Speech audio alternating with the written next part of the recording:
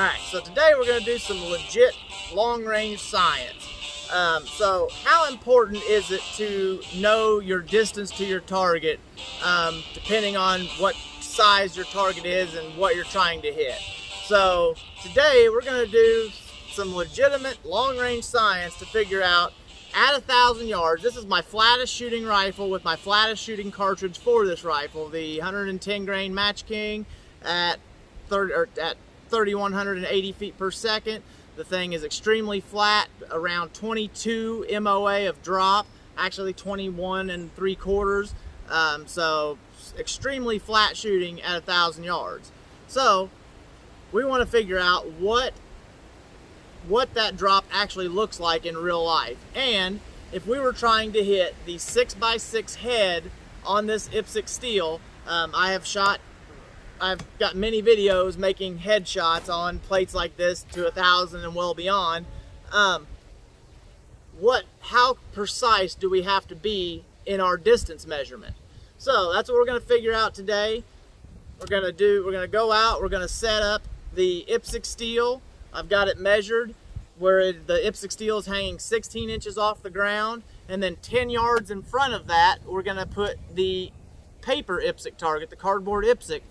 And so we're gonna have 10 yards space between them, and this will be also 16 inches exactly off the ground, and we're going to measure as the bullet goes through the cardboard and impacts the steel IPSC, how much drop that actually is, and that will help us determine how precise we need to be to actually impact the 6x6 head on this IPSC steel. So if we have a load that is, we know everything about the load, we know our data true, we know our velocity is good, all that, how precise do we have to be in our ranging to actually impact that 6x6 head? So let's figure it out. Very mild wind.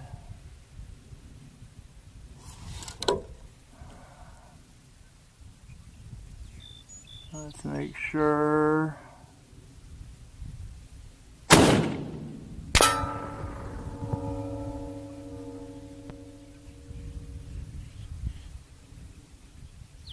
Okay, so we're using that can of spray paint as our hold, and that was right below it, so before the wind changes.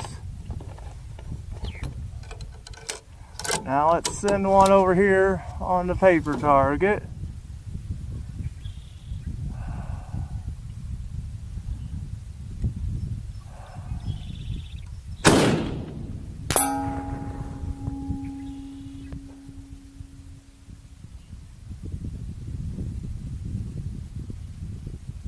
Okay. Oh.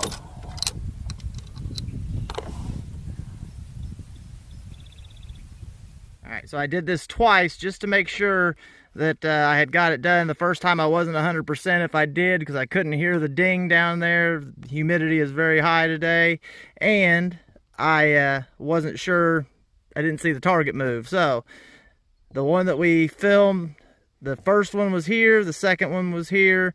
So the one that we're going to put on for our video here would be this one.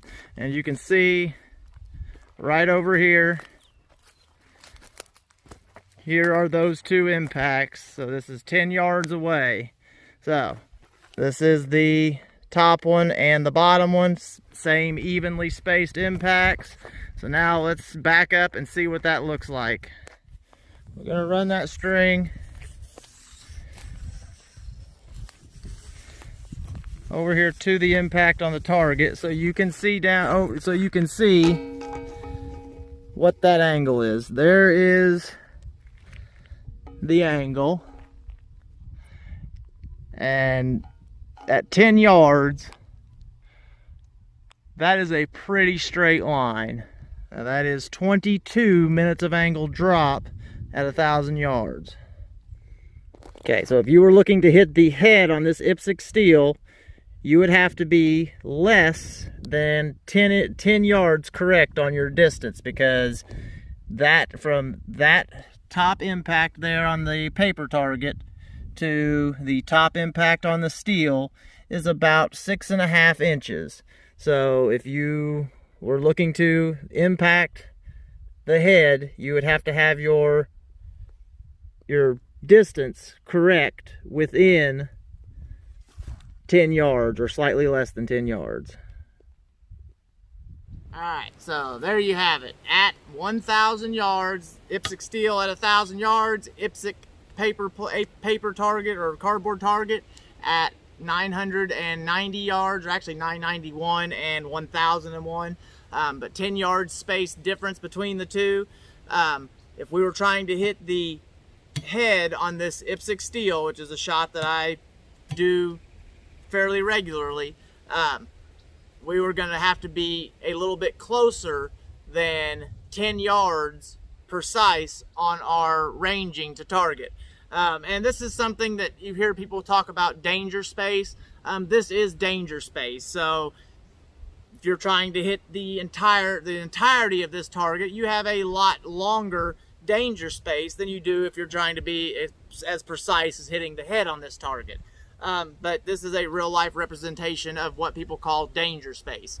So if you look in Applied Ballistics, which is my preferred ballistics app, there is actually a column that notates the bullet's path in inches. And in that column for the 990 to 1,000 yards with this particular load, this particular bullet, everything, it shows that we should have 6.1 inches of drop. And when we measured everything up, we had 6.25 inches of drop, or slightly more than 6.25. So really, really close on what our ballistic app is telling us in comparison to what we're actually getting at distance. And that little bit of discrepancy could have been a couple of things. The ground could have not been perfectly level right there where we set up.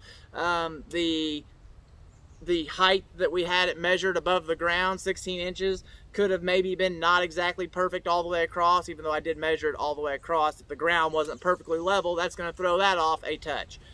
Or it could have been just that the bullet slowed down a little bit as it went through the cardboard target, because obviously any sort of anything that bullet, any sort of resistance to that bullet is going to slow it down at least somewhat.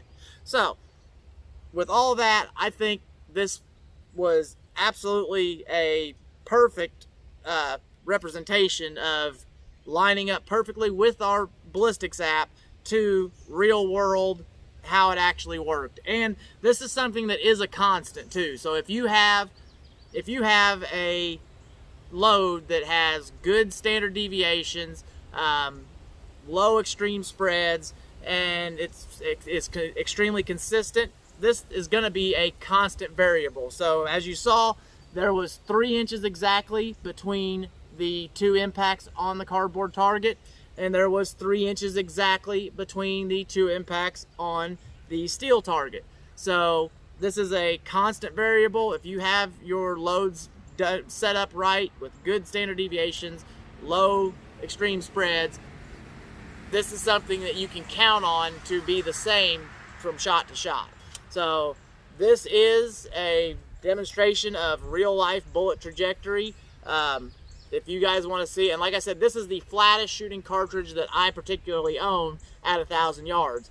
So there's 21 3/4 MOA of elevation correction that I have to dial to hit that target where I want to at 1,000 yards. So that, if you take that in comparison to like a 308, the 308 that I shoot at 1,000 yards at my elevation above sea level and everything is about 38 minutes of drop. So if you're trying to hit the head on this IPSC with that 308, you're going to have a lot lower discrepancy in your ranging to target. So this is just a good demonstration of why it's important to have your range to your target precise.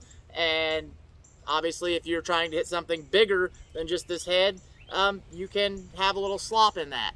But I this was informative to you guys.